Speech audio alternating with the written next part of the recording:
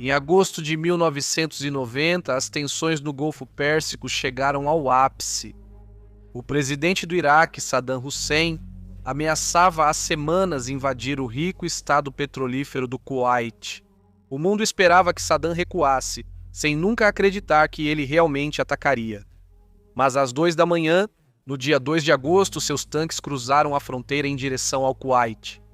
Houve pouca resistência, afinal, o Kuwait tinha apenas 17 mil soldados contra o poder do exército iraquiano de 140 mil homens e os 1.800 tanques que invadiram o país. Mas Saddam não considerou a condenação dos países ocidentais e árabes. 5 dias depois, os Estados Unidos e as nações aliadas iniciaram uma ação militar e a Operação Tempestade no deserto foi lançada. Bem-vindo ao Guerras do Mundo.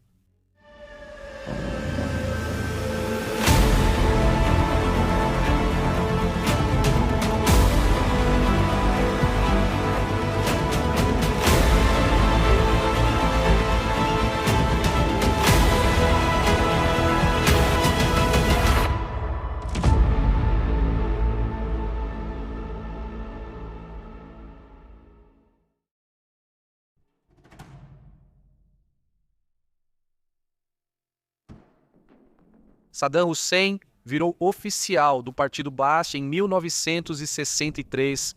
O batismo busca criar uma nação árabe unificada. O partido tomou o poder no Iraque em 1968, com o golpe da Revolução de Julho, no qual Saddam teve papel central. Mais tarde, em 1979 e apenas 6 dias após sua ascensão à presidência do Iraque, Saddam fez uma purga no Partido Baath, realizando uma campanha de prisões e execuções contra os camaradas que se opuseram à sua ascensão ao poder. Em 1979, o Ayatollah Khomeini voltou do exílio em Paris ao Irã e foi recebido por uma multidão. A revolução ocorreu rapidamente, tornando o Ayatollah Khomeini líder supremo do Irã. Saddam viu como ameaça a ideia dele de exportar os princípios da Revolução Islâmica para todos os estados muçulmanos do Oriente Médio.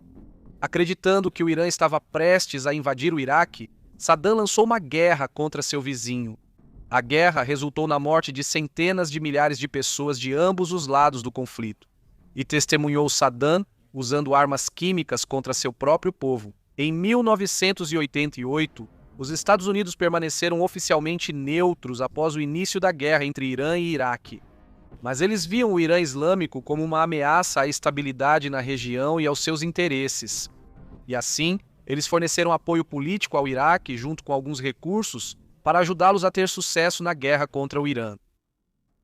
Vários governos iraquianos argumentaram que a pequena monarquia do Kuwait deveria ser unificada com o Iraque. Tropas britânicas chegaram a ir ao Kuwait em 1973 para impedir uma possível invasão. Foi após a ineficaz guerra de 8 anos de Saddam com o Irã que Saddam se recusou a aceitar a independência do Kuwait e decidiu invadir o Estado soberano. Afinal, o Kuwait era rico em petróleo e tinha uma localização estratégica na cabeceira do Golfo Pérsico. Saddam rapidamente expandiu seu exército e uma divisão de 10 mil soldados da Guarda Republicana e 300 tanques se deslocou para o norte do Kuwait em 15 de julho de 1990. Em seguida, 3 divisões com 35 mil homens foram posicionadas a 16 quilômetros da fronteira. Apenas 4 dias depois, essas forças já haviam crescido para impressionantes 8 divisões, com 100 mil homens em 27 de julho. Muitos rejeitaram que Saddam iniciaria outra guerra tão cedo após o conflito fracassado, e o Irã viu o aumento de tropas apenas como bravata. Mas logo ficou provado que eles estavam errados.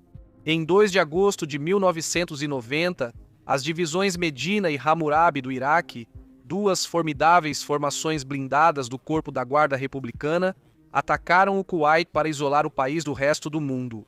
A divisão da Guarda Republicana Tawakalna foi enviada para reforçar a fronteira com a Arábia Saudita. No dia seguinte, 1.800 tanques e mais de 140 mil soldados iraquianos avançaram sobre o Kuwait sem que os kuwaitianos tivessem qualquer chance de se defender contra tamanho poderio militar.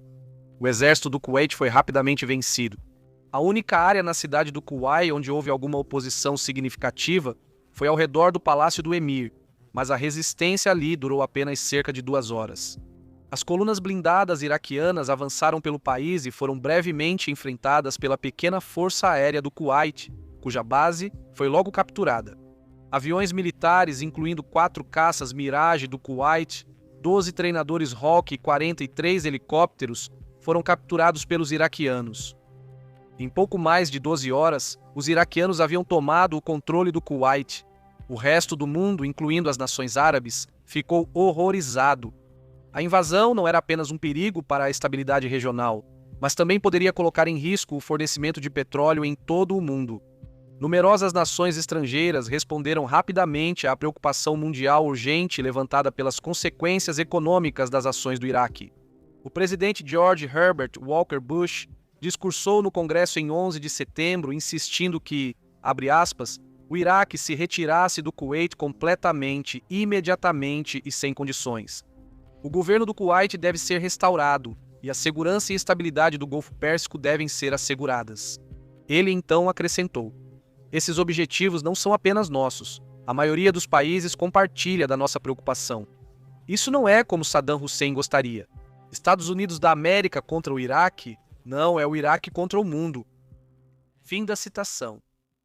Para defender a Arábia Saudita, o presidente Bush lançou a Operação Tempestade no deserto, uma grande operação multinacional. A invasão do Kuwait parecia ser prelúdio de um conflito ainda maior.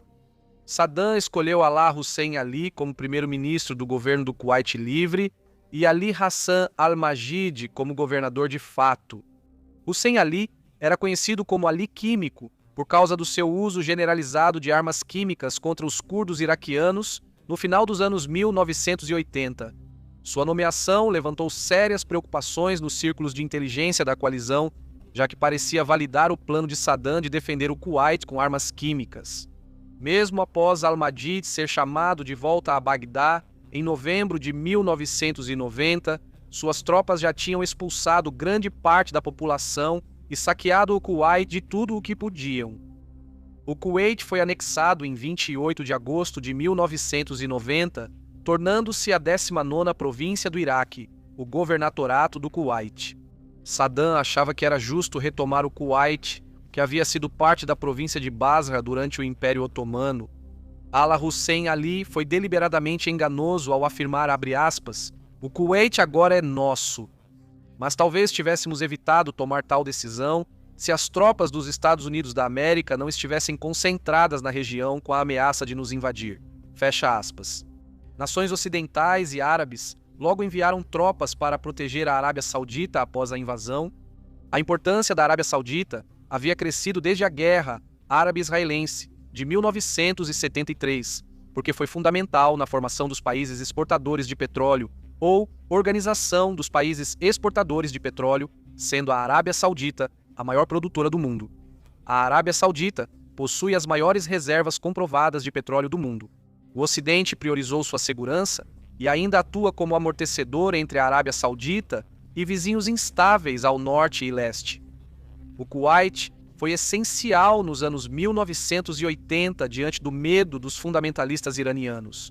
Sauditas e kuwaitianos emprestaram mais de 50 bilhões a Saddam na guerra, e até voluntários sauditas lutaram com as forças iraquianas. Agora, tudo isso havia sido esquecido enquanto Saddam ameaçava a segurança da Arábia Saudita e os preços do petróleo disparavam.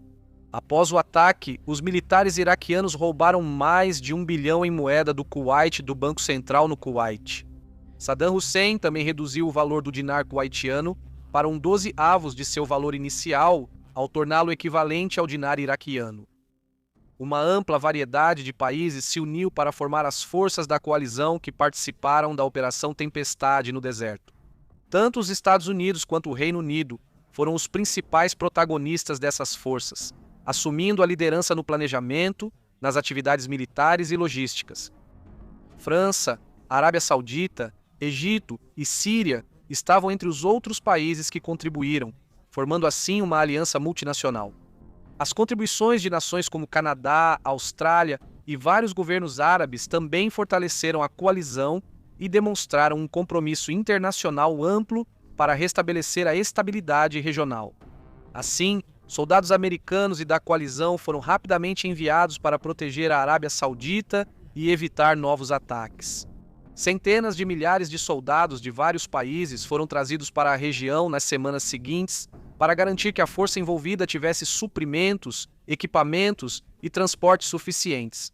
Os preparativos incluíram um grande planejamento logístico para obter o controle da área. As Forças Armadas dos Estados Unidos da América mobilizaram recursos, incluindo armas e aviões modernos. Exercícios extensivos de treinamento também fizeram parte da preparação para garantir prontidão para possíveis situações de combate. Para definir objetivos militares estratégicos, a coerência operacional dessas forças de coalizão foi essencial. O desdobramento bem-sucedido de forças terrestres, poder aéreo e ativos navais necessários para a operação só foi possível graças a exercícios cooperativos e comunicação constante. Considerando tudo, essa aliança extraordinária demonstrou um grande esforço global para combater a agressão e preservar o direito internacional. Deixou um legado que foi além dos combates diretos da Operação Escudo do Deserto. Para criar uma estrutura de comando coesa e alianças estratégicas, a cooperação entre os países participantes foi essencial. Contribuições de países como Arábia Saudita, França e Reino Unido melhoraram as capacidades operacionais da coalizão. A implementação coordenada de iniciativas na guerra em desenvolvimento no Golfo Pérsico dependia fortemente desses preparativos. A infraestrutura militar da Arábia Saudita cresceu à medida que a mobilização avançava e bases operacionais avançadas eram estabelecidas. Isso lançou as bases para operações militares posteriores, que participaram da Operação Tempestade no deserto e aumentou significativamente a capacidade potencial e a prontidão da coalizão para construir uma postura defensiva sólida. As forças da coalizão elaboraram uma estratégia que incluía operações aéreas e terrestres.